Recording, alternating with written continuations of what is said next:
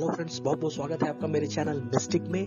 दोस्तों, दैवी शक्तियों की श्रृंखला में मैं आज अंतिम और अत्यधिक महत्वपूर्ण दैवी शक्ति के बारे में आपको बताऊंगा, जिसके एब्सेंस में दिव्य मानव जीवन पशु तुल्य हो जाता है, सिकुड़ के रह जाते हैं। चाहे हम कुछ भी हमारे पास हो, बहुत ज्यादा पैसा हो, शोहरत हो, धन हो, अगर यह देवी शक्ति हमारे पास नहीं होगी तो हमारा जीवन नागण्य हो जाएगा। मैं किसी और चीज की बात नहीं कर रहा हूँ दोस्तों, उस देवी शक्ति को कहते हैं सेवा शक्ति।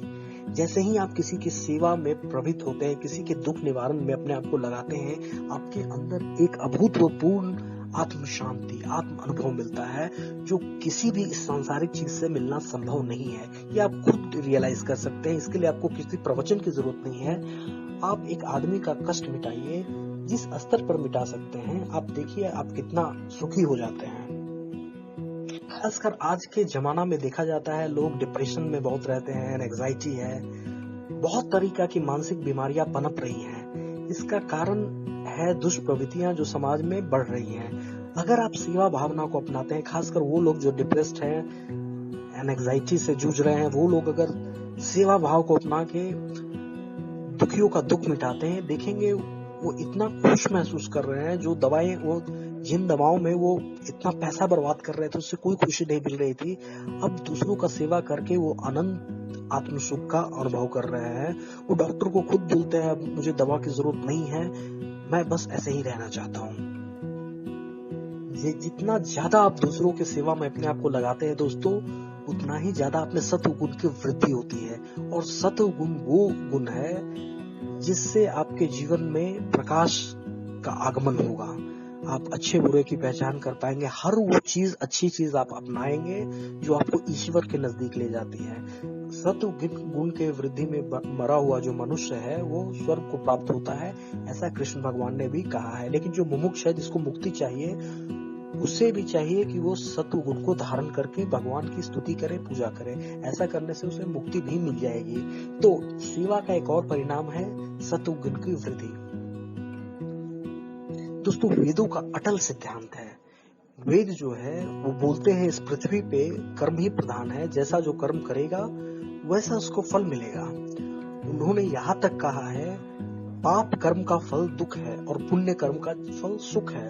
यानी अगर कोई आदमी को आप सुखी देखते हैं, वो अभी गलत कर्म कर रहा है फिर भी सुखी है, इसका अर्थ ये है कि उसने किसी काल में कुछ अच्छे कर्मों को सक्रिय कर दिया था, जिसका फल अभी आ रहा है।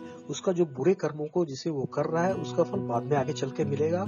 इसे समझने के लिए कोई ये रॉकेट साइंस है नहीं, आप कॉमन सेंस से समझ सकते हैं। ये जो लोग सेवा के मार्ग पे चलते हैं, वो बिना दान, जप, तप, योग किए बिना ही ईश्वर को प्राप्त करते हैं। उनके पुण्यों में वृद्धि होता है, पापों का क्षय होता है। इसके कारण उनके बुद्धि में प्रकाश आता है, वो सच्चे रास्ते पे चलते हैं, सही रास्ते पे प्रवृत्त होते हैं। जीवन पर्यंत उनके मार्ग में भटकाव नहीं आता है। यही सेवा का परम फल है। इसीलिए सेवा को इतना महत्वपूर्ण माना गया है। सेवा करके आप पुण्यों का अर्जन करते रहते हैं, जो इस जन्म में नहीं, आगे के भी आपके आध्यात्मिक रास्ते को प्रकाशमय बनाएगा। इसीलिए हर आदमी को दूसरे का सेवक होना ही चाहिए, जो सिर्फ अपने पेट भरने के बारे में, अपने सुख के बारे में सोचता है। गीता के हिसाब से भी भगवान कृष्ण ने भी उसको पापी बोला है। तो दोस्तों, आप समझ गए होंगे कि आप कितने ही सफल हो सकते हैं, आप कितने ही बुद्धिमान हो सकते हैं, आपके पास कितना ही पैसा हो, कितने सहयोगी आपके हो सकते हैं, आप बहुत साहसी हैं, आप बहुत उज्जवल चरित्र के आदमी हैं, आपके पास हर गुण है। लेकिन अगर आपके पास सेवा शक्ति नहीं है, तो आपके आगे का जो मार्ग है वो अंधकार में है, क्योंकि आप ऐसे कर्म कर रहे हैं जो पुण्य का अर्जन कम और पाप का अर्जन ज्यादा कर रहे हैं। इसीलिए अपने दिनचर्या में, अपने पूरे दिन में कुछ न कुछ ऐसा समय जरूर निकाल के रखिए जिसे आप किसी नीडी व्यक्ति के सेवा में लगाते हैं। और लाख प्रयत्न करने के बाद भी अगर आपका मन किसी की सेवा करने को ना कहे, आप किसी दुखियारे को देखें, आपने पढ़ा है, वीडियो सुना है, सेवा के अनेक दिव्य गुणों को आप जानते हैं, लेकिन आपको लगे नहीं, मुझे क्या करना है, ये अपने पूरे कर्मों का फल भोग रहा है, इसे भोगने दो, मुझे क्या करना है। मतलब किसी भी तरीका से आप अपने को सेवा में प्रवृत्त नहीं कर पा रहे हैं, तो वेदों ने इसके लिए भी एक मंत्र दिया है। मैं मंत्र आपके लिए रिसाइट करता हूँ दोस्तों। ओम श्री तुलसाय विद्महे विष्णु प्रियाय धीमहि तन्नो वृंदा प्रचोदयात्।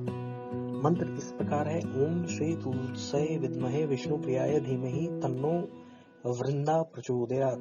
इस मंत्र को तुलसी गायत्री कहते हैं। ये तो आप सबको पता होगा, तुलसी भगवान विष्णु को अत्यंत प्रिय है। तो इस मंत्र के जप से न सिर्फ आप में सेवा शक्ति का संचार होगा, बल्कि भगवान विष्णु की कृपा भी आप अनायास ही प्राप्त कर लेंगे। आशा करता हूँ दोस्तों, मैंने आपको 24 देव शक्तियों के बारे में बताया और अंत में इस सेवा शक्ति के बारे में बताया, जिसके साथ देव शक्तियों का जो हमारा जिसके बारे में मैं बता रहा था वो समाप्त होता है। लेकिन अध्यात्म अनंत है।